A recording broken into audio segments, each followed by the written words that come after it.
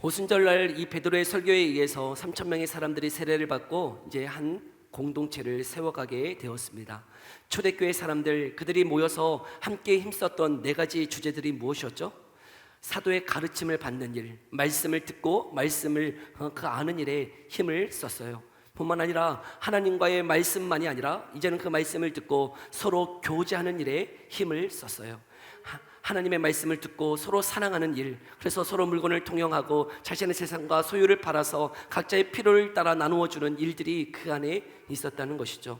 뿐만 아니라 그 떡을 떼며 주의 복음을 전파하는 일에 힘을 썼고 기도하는 일에 힘을 썼다 말씀하고 있어요. 여러분, 이 네 가지의 이 주제들은 지금도 저와 여러분들이 힘써야 되는 주제들이다 말씀하고 있는 것이죠. 말씀, 교제, 전파, 전도, 기도. 여러분, 그 일에 저와 여러분들이 힘을 쏟고 나아갈 수 있기를 간절히 소망합니다. 그렇게 힘을 쏟고 걸어갔을 때 어떤 일이 일어났는가? 사도행전 2장 43절에 보니까 사도들로 말미암아 기사와 표적이 많이 나타났다라고 말씀하고 있어요. 주의 말씀을 함께 나누고 교제하고 전도하고 기도하는 일이 있을 때에 사도들로 말미암아 기사와 표적, 놀라운 기적들이 일어났다는 것이죠. 어떤 기적, 어떤 표적들이 일어나고 있을까? 오늘 본문 3장은 그 기사와 표적이 무엇이었는지 그 샘플로 한 가지를 이야기하고 있어요. 여러분, 오늘의 이 말씀을 통하여 우리에게도 이 놀라운 기적이, 그 기사와 표적들이 일어나기를 간절히 소망합니다. 오늘 1절을 같이 한번 읽어볼까요? 함께 읽어봅시다. 시작.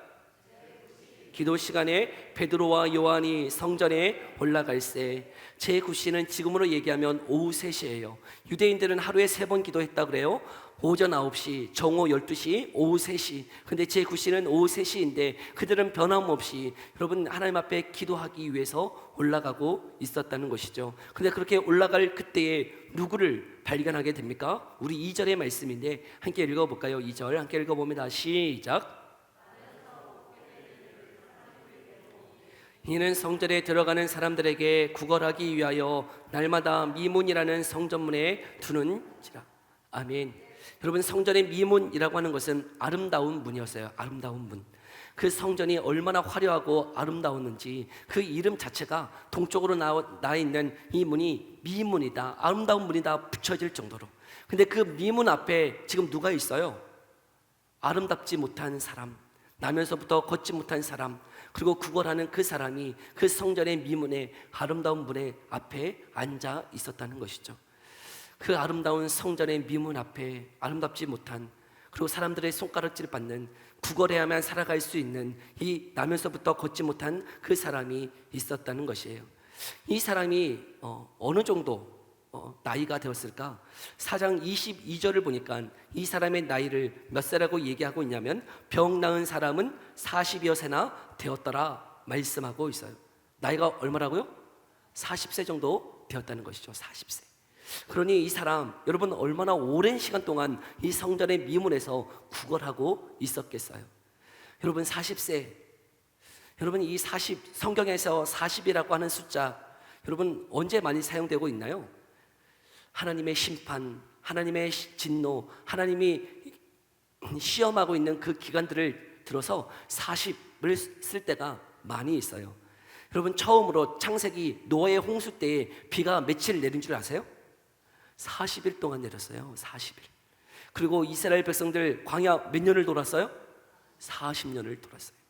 여러분, 예수님도 며칠 금식했어요? 40일 금식할 때 누가 시험하죠?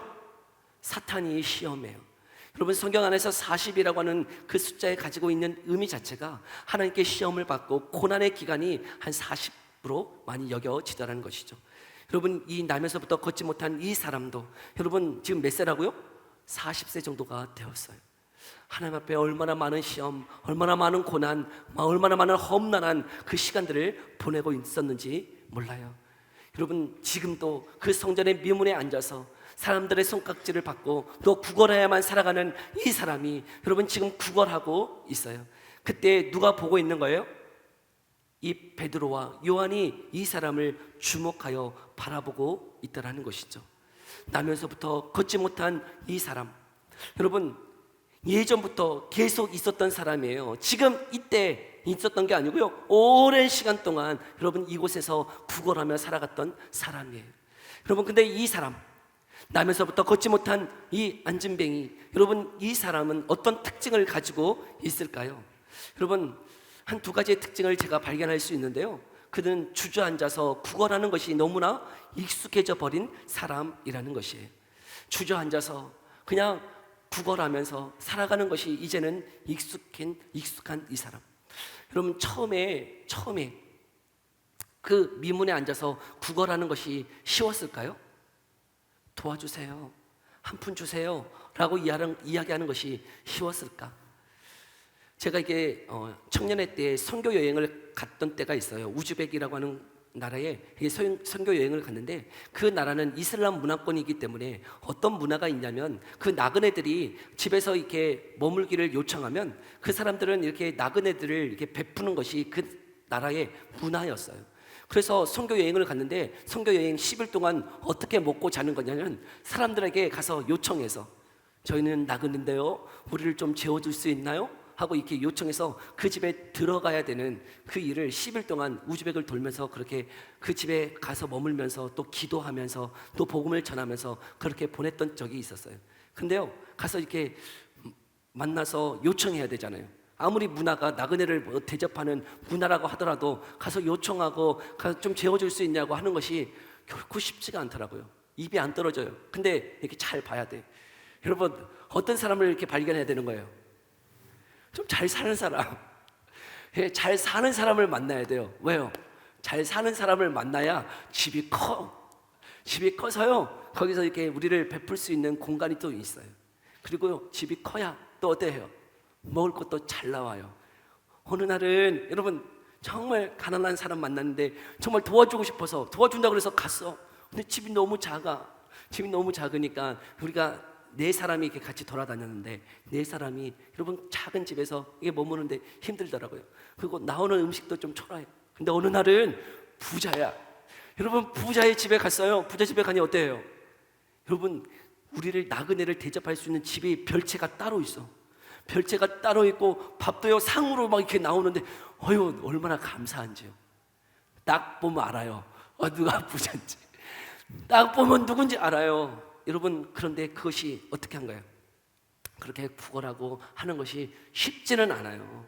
그렇게 말을 건네는 것이 쉽지 않아. 지금 이 구걸하는 이 사람, 여러분, 나면서부터 걷지 못하는 이 사람, 여러분, 구걸하는 게 처음부터 자연스러웠을까요? 아니요, 쉽지 않았을 것이에요. 쉽지 않은 이 사람, 그런데 지금 앉아서 40세나 된 이 사람, 그 구걸한 것이 여러분 너무나 익숙해져 버린 것이죠. 그리고 주저앉아 있는 그것이 너무나 익숙한 삶이 되어버린 이 사람, 나면서부터 걷지 못하여 구걸하는 이 인생이 그냥 그렇게 살아가야 된다라고 받아들이고 있는 이 사람.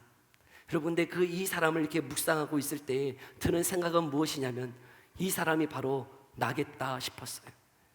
여러분, 이 사람이 그냥 성경 속에 있는 그 인물이 아니고, 여러분 영적으로 보면 저와 여러분일 수 있다는 것이죠.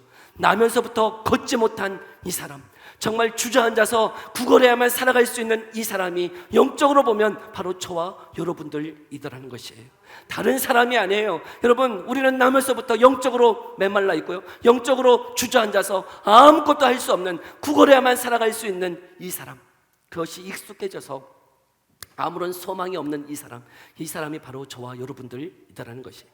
근데 이 사람의 또 한 가지의 특징은 무엇이냐면, 여러분, 일어서기를 소망했을까요?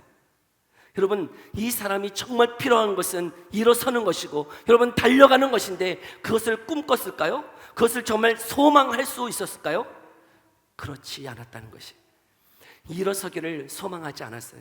주저앉아서 구걸한 것이 익숙해져 버렸고, 여러분, 그에게는 소망이라고는 그냥 하루 한 푼, 여러분 그 깡통에 돈이 채워져서 먹고 사는 그 일에 여러분 그냥 함몰되어 있었다는 것이죠.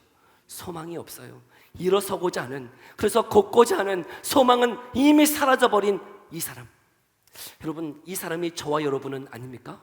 영적으로 이미 메말라 있고 영적으로 이미 주저앉아서 구걸하며 살아가고 있는 이 사람처럼, 여러분, 주님 앞에 나와 있지만 여러분 주님 앞에서 아무런 소망 없이 그냥 예배하고 있지는 않습니까?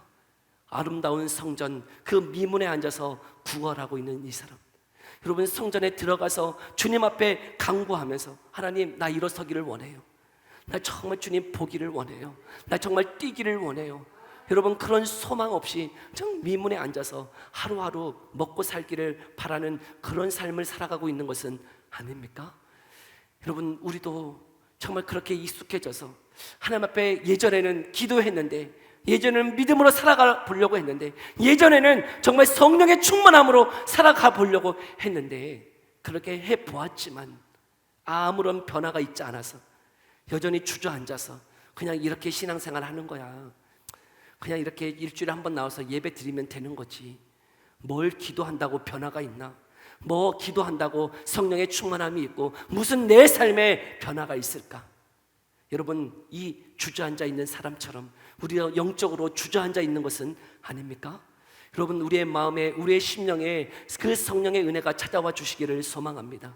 다시금 일어나는 역사가 일어나기를 간절히 소망합니다. 여러분, 이 사람 성전의 민문에 앉아서 아무런 소망 없이 그냥 하루하루 먹고 살기를 바라는 이 사람에게서 여러분, 오늘 이 베드로와 요한이 찾아왔어요. 그리고 그를 주목하여 바라보고 있어요. 우리 4절 5절의 말씀 함께 읽어볼까요? 오늘 본문 4절과 5절에 함께 읽어봅시다. 시작. 주목하여 이르되 우리를 보라 하니 그가 그들에게서 무엇을 얻을까요? 바라보거늘. 지금 베드로와 요한은 누구를 주목하여 바라보고 있어요? 이 나면서부터 걷지 못하는, 그래서 구걸하고 있는 이 사람을 주목하고 있어요. 여러분, 주목하면서 뭐라고 이야기하고 있어요? 우리를 보라 라고 이야기하고 있어요. 여러분, 그 구걸하는 사람이 우리를 보라 이야기할 때 이렇게 바라보았어요. 근데 바라봤는데 무슨 심정으로 바라본 거죠? 무엇을 얻을까요? 저 사람이 오늘 얼마를 주려고 나를 보라고 얘기하나? 그냥 돈 던져주고 가면 될 것을 뭘 보라고까지 얘기해? 뭘 많이 줄란가 보네? 하고 그 기대감으로 그 베드로와 요한을 바라보았죠. 근데 하는 이야기가 뭡니까? 6절에 베드로가 이르되 은과 금은 내게 없거니와. 여러분, 뭔 소리예요? 여러분, 지금 이 구걸하는 사람은 무엇을 얻으려고 바라보는 거예요? 돈을 얻으려고 바라보고 있는데 베드로가 하는 말이 뭐예요? 은과 금은 없다. 뭔 미친 소리예요? 아유, 뭔 개소리야. 여러분, 지금 그 사람은 바라고 원하는 게 뭐예요? 은과 금인데 은과 금이 없다니요.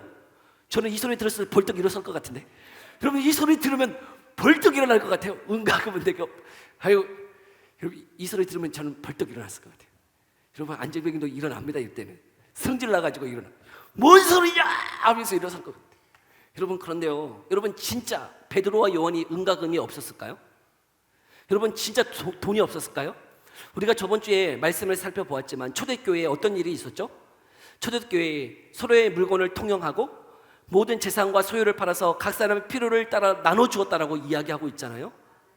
여러분, 그 베드로가, 요한이, 그 사도들이 교회에 가가지고 얘기하면, 제가 성전 미문에 앉아있는 그 구걸하는 사람 제가 보았는데 너무 긍휼의 마음이 들더라고요. 성도 여러분, 그 사람 좀 도와주면 안 되겠습니까? 성도 여러분, 저 한 사람 우리가 구제 헌금을 내어서 도와주면 안 되겠습니까? 이야기하면, 여러분, 지금 성도가 몇 명이에요? 성도가 몇 명이에요? 여러분, 최소 3,000명이고 여러분, 많으면 1만 명의 성도들이 있어요. 1,000원씩 거두면 얼마예요? 여러분, 1,000원씩만 거두면 얼마예요? 3,000명 1,000원씩만 거두면 얼마예요? 3천만 원이요? 여러분, 1,000원씩만 걷어서 구제 헌금으로 줘도 여러분, 돈이 얼마나 그 사람 살아갈 수 있겠습니까? 근데 은과 금이 없다니요. 무슨 소리예요?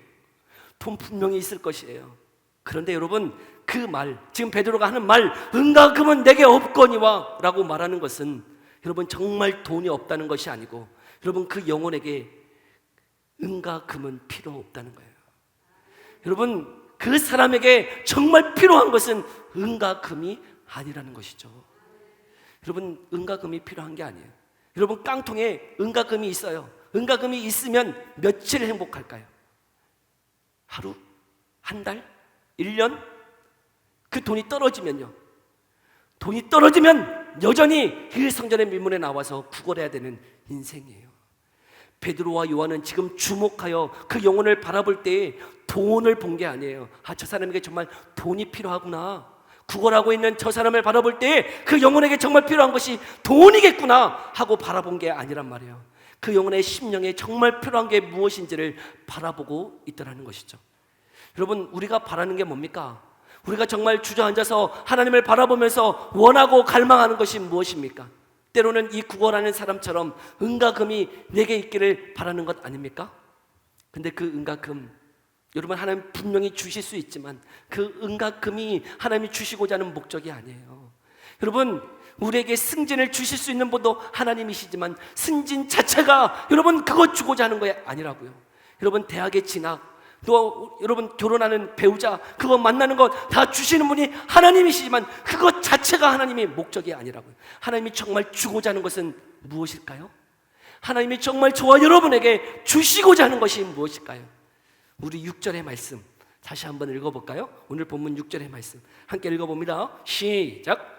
베드로가 이르되 은과 금은 내게 없거니와 내게 있는 이것을 내게 주노니 나사렛 예수 그리스도의 이름으로 일어나 걸으라 하고. 아멘. 여러분, 지금 무엇을 전하고 있는 거예요? 나사렛 예수 그리스도의 이름으로 일어나 걸으라 선포하고 있다는 거죠. 그 영혼에게 정말 필요한 것은 은과 금이 아니었어요. 정말 필요한 것은 나사렛 예수 그리스도의 이름으로 일어나 걷는 것이 필요하다는 것이죠. 여러분, 우리의 인생 가운데도 많은 것이 필요해요. 네, 때로는 솔로인 사람 배우자가 필요할 것이에요. 근데 배우자, 정말 좋은 배우자 만나면 여러분 얼마나 행복할까요? 얼마나 행복할까요? 3년 행복할까요? 정말 간절히 사랑했던 그 사람과 결혼하면 얼마 행복할까요? 저는 지금도 행복하지만 여러분, 그 행복의 그 기간이 얼마일까요? 여러분, 결혼하고 만나고 했다 그래서 그 행복이 영원하지 않다는 거예요. 하나님 내게 왜 그 십자가를 줬냐고 기도의 제목이 바뀔지도 몰라요. 여러분, 승진하면 행복할 것 같아요? 승진하면 우리의 인생이 바뀔 것 같아요? 여러분, 승진하면 더 바빠져요. 더 무거운 책임감으로 해요. 하나님 앞에 예배하지 못하고 더 힘들게 살아갈 수 있다는 거예요. 은과 금이 있으면 행복하다고요? 내 인생이 바뀐다고요? 여러분, 아파트 60평 살고 벤치 살면 우리의 인생이 바뀌나요? 아니요. 네, 잠시 행복할 수 있어요. 그러나 그 삶의 진노와 그 삶의 비참함은 여전히 우리의 인생 가운데 있다는 거예요. 여러분, 우리 인생 가운데 정말 필요한 것은 다른 게 아니에요. 예수 그리스도의 이름이 필요한 줄 믿습니다. 여러분, 그 예수 그리스도의 이름이 정말 우리에게 필요한가요? 여러분, 정말 그 예수 그리스도의 이름의 능력이 우리 가운데 필요한가요? 여러분, 지금 베드로는 그것을 전하고 있는 거예요. 은과 금이 아닌, 인생의 승진이 아닌, 어떤 배우자가 아닌, 인생의 여러분 부가 아닌 여러분 예수 그리스도의 그 이름, 여러분 그 이름이 우리에게도 전해지기를 간절히 소망합니다. 내게도 그 예수 그리스도의 이름으로 일어나 걸을 수 있는 삶이 되어지기를 소망합니다. 정말 아무런 소망 없이 살아가는 우리들에게 예수 그리스도의 이름이 소망이 될 수 있기를 간절히 소망합니다. 여러분, 예수 그리스도의 그 이름은 우리에게 구원을 주시는 이름일 뿐 아니라 여러분 그 이름은 우리에게 소망이 되는 이름이라는 거예요. 능력의 이름이에요. 여러분, 그 능력의 이름, 그래서 나면서부터 걷지 못하는 40여 년 동안 고난과 고생과 절망의 눈물의 인생이 예수의 이름을 듣자 여러분 일어나 걷는 인생으로 바뀌어지더라는 것이죠. 여러분, 우리의 인생의 변화도, 여러분 우리의 인생의 터닝 포인트도 다른 게 아니에요. 여러분, 대학에 진학하고 뭐 승진을 하고 여러분 결혼을 하고 대기업에 취직하는 것이 우리의 인생을 변화시키는 게 아니고 예수 그리스도를 만나야 우리의 인생이 변화될 줄 믿습니다. 그 인생이 정말 예수님을 만남으로 변화되는 삶이 되어지기를 간절히 소망합니다. 여러분, 이 사람 예수님을 만났어요. 여러분, 예수님을 만남으로 인해서 어떻게 합니까? 일어나 걷고 뛰며 하나님을 찬양해요. 하나님의 그 이름을 찬송하고 있을 때 많은 사람들이 이 사람을 보았어요. 저 사람 성전 미문에서 구걸하는 그 사람 아닌가? 어찌된 일이야? 어떻게 그 일이 일어난 것이지?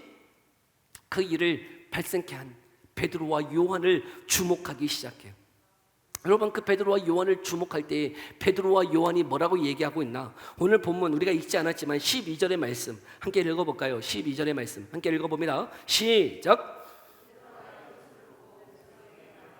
이스라엘 사람들아, 이 일을 왜 놀랍게 여기느냐? 우리 개인의 권능과 경건으로 이 사람을 걷게 한 것처럼 왜 우리를 주목하느냐? 아멘. 여러분, 사람들이 지금 누구를 주목하고 있는 거예요? 여러분, 이 사람, 남에서부터 걷지 못한 구걸하는 이 사람을 일으켜 세운 베드로와 요한을 주목하기 시작했어요. 저 사람이 얼마나 권능이 있길래, 저 사람이 얼마나 능력이 있길래, 얼마나 경건하길래 이런 일들을 발생케 하는가 하면서 사람들은 그 베드로, 요한을 주목했어요. 그런데 베드로가 뭐라고 얘기하고 있는 거예요? 왜 우리를 주목하느냐는 거예요. 왜 나를 주목하느냐? 내게는 그런 권능이 없어. 내 이름에는 아무런 능력이 없어. 여러분, 그 사람이 일어서게 된 것은 누구의 이름이라는 거예요? 예수 그리스도의 이름이라는 것이죠. 여러분, 하나님이 이 기적을 베푸신 이유가 무엇일까요? 도대체 나면서부터 걷지 못하는 이 사람을 일으켜 세우신 이 기적, 이 표적을 하나님이 지금 일으키시는 이유가 무엇일까? 여러분, 이 베드로의 설교를 통해서 알 수 있어요. 사람들은요, 여러분, 모든 사람들은 누구를 바라보고 있냐면 베드로를 바라보고 있어요. 요한을 바라보고 있어요. 근데 이 기적을 통해서 여러분, 베드로와 요한은 누구를 가리키고 있냐면 자신이 아니에요. 자신의 능력이 아니에요. 자신의 경건이 아니었어요. 누구요? 예수 그리스도요. 우리 16절의 말씀 함께 읽어볼까요? 16절 함께 읽어봅시다. 시작. 그 이름을 믿음으로 그 이름이 너희가 보고 아는 이 사람을 성하게 하였나니 예수로 말미암아 난 믿음이 너희 모든 사람 앞에서 이같이 완전히 낫게 하였느니라. 아멘. 너희가 못 박은 이 예수 그리스도의 이름을 믿음으로 이 역사가 일어났음을 이야기하고 있더라는 거예요. 베드로의 능력이 아니었어요. 베드로의 경건이 아니었어요. 베드로가 뛰어나서가 아니에요. 베드로가 탁월한 게 아니에요. 여러분, 그 능력을 주시는 분이 누구라는 거예요? 예수의 이름이라는 거죠. 여러분, 예수의 이름이 소망이 있음을, 너희도 믿음으로 온전히 나을 수 있음을 전파하고 있더라는 거예요. 이 기적은, 여러분, 지금 이 사건은 누구를 증거하고 있는 거예요? 예수 그리스도의 그 이름, 예수 그리스도의 그 능력을 전파하고 있더라는 거예요. 그러면서요, 이 기적을 통하여서 궁극적으로 여러분, 사람들에게 무엇을 지금 요청하고 있는 것인가? 19절인데요 한번 읽어볼까요? 19절 함께 읽어봅니다. 시작.